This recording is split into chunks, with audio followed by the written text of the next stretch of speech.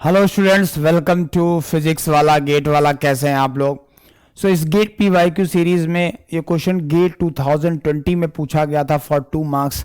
बहुत ही इजी है, work transfer पे बेस्ड है, मींस डिस्प्लेसमेंट वर्क पे बेस्ड है और प्रोसेस भी कांस्टेंट प्रेशर है। तो बहुत ही इजी प्रॉब्लम है। मेरे हिसाब से प्रॉब्लम 1 नंबर का होना चाहिए था, पर 2 नंबर का पूछा गया है, तो मतलब मेरे हिसाब से 1 नंबर फ्री में ही मिलने वाले हैं आपको। मोस्ट ऑफ द बच्चों का प्रॉब्लम सॉल्व हो गया होगा। फिर भी मैं इस क्वेश्चन को सॉल्व करता हूं, ठीक है। और इस क्वेश्चन में कुछ ऐसा बहुत ज़्यादा टिपिकल चीज़ें हैं नहीं, राइट। बट हाँ, फिर भी बच्चे कभी कभी कुछ चीज़ों में गलतियां करते हैं। वो जो भी गलतियां करते हैं वो मैं आइडेंटिफाई करूंगा यहाँ पे, ठीक है। चलिए पढ़ते हैं। 1 kg of air initially at temperature of 127 degree centigrade. Given क्या है? इनिशियल टेम्परेचर गिवन है, राइट। यहाँ से लिखना स्टार्ट करता हूँ मैं। गिवन है आपका इनिशियल टेम्परेचर मीन्स T1 कितना दिया है? 127 degree centigrade. Is it clear?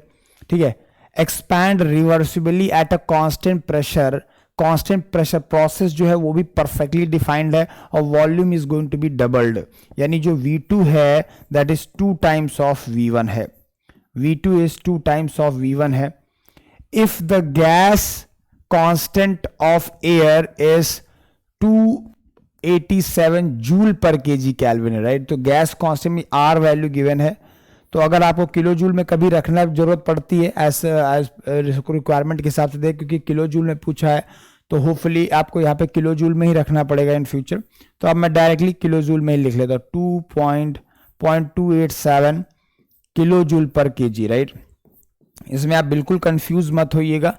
Actually value जो दी हुई है 287 दी, लेकिन मैंने 0.287 लिखा हुआ है। क्यों? क्योंकि ये जो वैल्यू दी है गिवन है वो जूल में गिवन है और हमने किलो जूल में रखा क्योंकि फाइनली हमें आंसर भी किलो जूल में चाहिए। शायद इक्वेशन में भी हमें किलो जूल में ही रखना पड़े।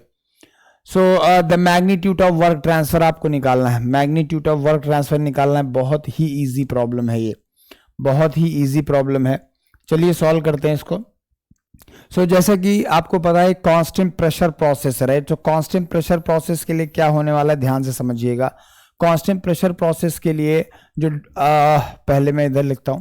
कांस्टेंट प्रेशर प्रोसेस के लिए जो वर्क होता है, वर्क का फॉर्मूला आपको क्लियरली पता है, that is P, right. Pressure तो क्योंकि कांस्टेंट ही रहने वाला है, तो P, इसको चाहे P1 लिख सकते हो, P2 भी लिख सकते हो, इंटू V2 माइनस V1।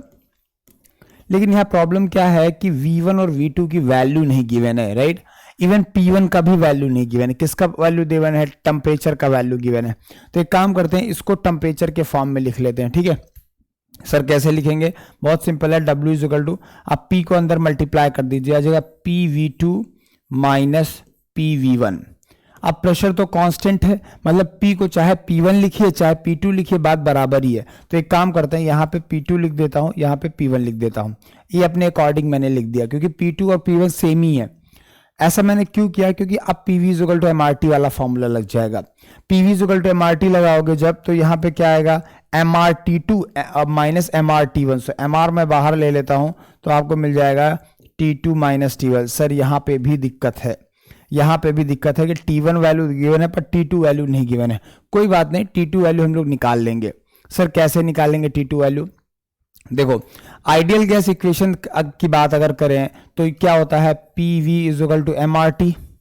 अब यहाँ पे अगर आप देखें कि प्री वैल्यू कांस्टेंट है तो क्या हो जाएगा? मतलब T is proportional to volume हो जाएगा, या फिर ऐसे लिख सकते हो T2 by T1 is equal to V2 by V1। लेकिन यहाँ पे याद रखने वाली बात क्या है कि T आपको कैल्विन में ही लिखना है। क्यों? क्योंकि ये जो इक्वेशन आई है ये कहीं ना कहीं आइडियल गैस की इक्वेशन ही, आइडियल गैस से ही डिराइव हुई है, ठीक है। और आइडियल गैस में जो T होता है एब्सोल्यूट टेम्परेचर मतलब कैल्विन में होता है। तो ये वैल्यू हो जाएगी 2V1 बाई V1, ठीक है। V1 E1 कैंसिल आउट हो गया। तो T2 का वैल्यू क्या हो गया?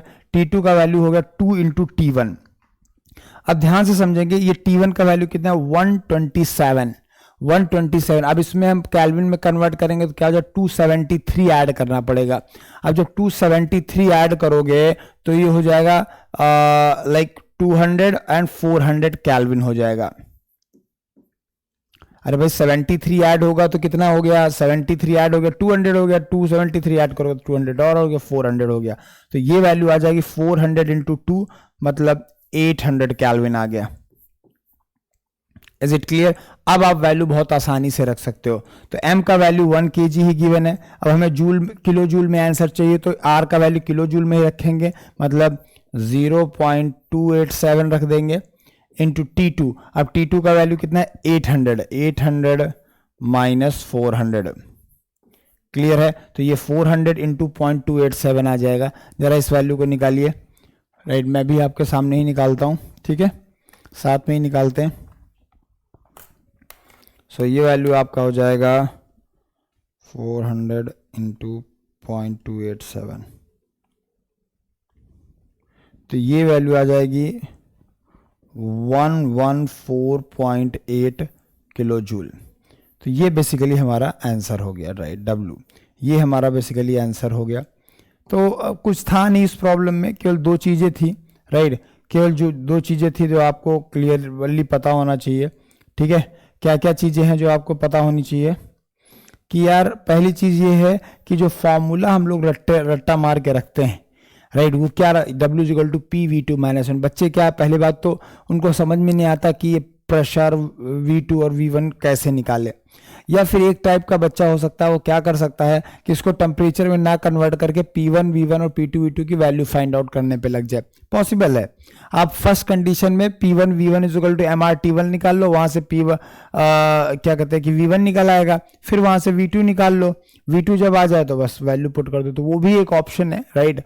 बट मुझे लगता है ये ज़्यादा सुटेबल और ज़्यादा इजी वे हो जाएगा पोर्शन को सॉल्व करने का। तो काफ़ी इजी प्रॉब्लम था। तो ऐसे प्रॉब्लम 2 मार्क्स के अक्सर आए हुए हैं, लेकिन मेरा मानना है कि ऐसा प्रॉब्लम 1 मार्क्स का होना चाहिए था। पर चलिए, आपको फ्री के मार्क्स मिल गए। Thank you very much.